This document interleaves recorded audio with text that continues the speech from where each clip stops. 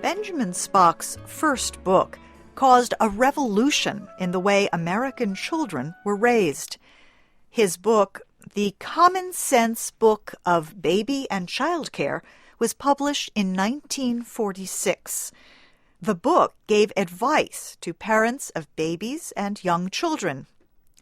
The first lines of the book are famous. Dr. Spock wrote, "Trust yourself. You know more than you think you do."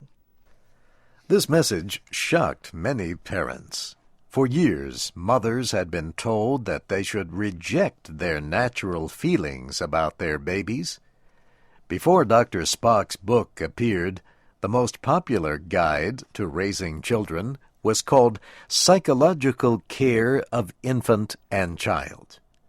The book's writer, John B. Watson, urged extreme firmness in dealing with children.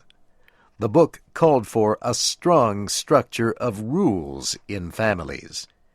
It warned parents never to kiss, hug, or physically comfort their children.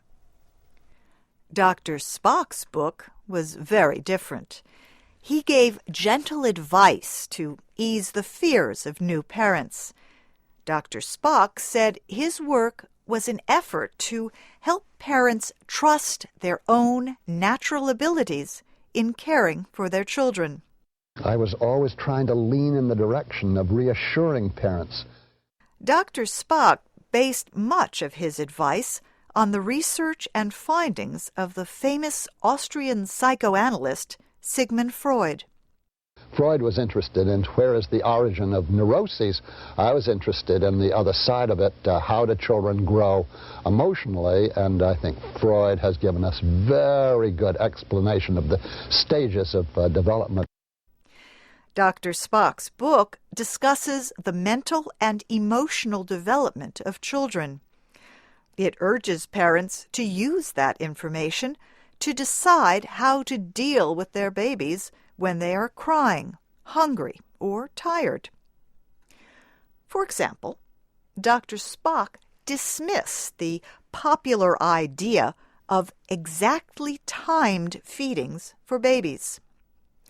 Baby care experts had believed that babies must be fed at the same times every day, or they would grow up to be demanding children. Dr. Spock said babies should be fed when they are hungry.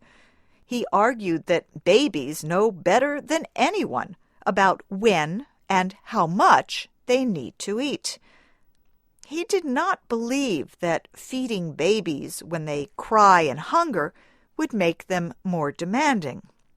He also believed that showing love to babies by hugging and kissing them would make them happier and more secure. The Common Sense Book of Baby and Child Care examined the emotional and physical growth of children. Dr. Spock said he did not want to just tell a parent what to do. He said he tried to explain what children generally are like at different times in their development so parents would know what to expect. Dr. Spock's book did not receive much notice from the media when it was published in 1946. Yet 750,000 copies of the book were sold during the year after its release. Dr. Spock began receiving many letters of thanks from mothers around the country. Dr. Spock considered his mother, Mildred Spock, to be the major influence on his personal and professional life. He said his ideas about how parents should act were first formed because of her. He reacted to the way in which his mother cared for him and his brother and sisters. Dr. Spock described his mother as extremely controlling. He said she believed all human action was the result of a physical health issue or a moral one. She never considered her children's actions were based on emotional needs. And though some people have said, I suppose this book is a protest against the way you were brought up, well, that's only about a third of it. Dr. Spock later argued against this way of thinking, yet he praised his mother's trust of her own knowledge of her children. In his book, Spock on Spock, he wrote about his mother's ability to correctly identify her children's sicknesses when the doctors were wrong. I think that my interest in children, devotion to children, and those of my sisters and brother were all because my mother was totally devoted to her children. So I think that's part of where I got launched from. I cared a lot about children, but I think I also thought there must be easier ways, more pleasant ways to bring up children than the rather severe, oppressive way that my mother used. Benjamin Spock was born in 1903. He was the first of 6 children. The Spock family lived in New Haven, Connecticut. His father was a successful lawyer. Benjamin was a quiet child. He attended Phillips Academy, a private school in Andover, Massachusetts. Later, he attended Yale University in New Haven. He joined a sports team at Yale that competed in rowing boats. In 1924, he and his team members competed in rowing at the Olympic Games in Paris, France. They won the gold medal. Benjamin Spock worked at a camp for disabled children for 3 summers during his years at Yale. He said the experience probably led to his decision to enter medical school. He began at Yale Medical School, but he completed his medical degree at Columbia University in New York City.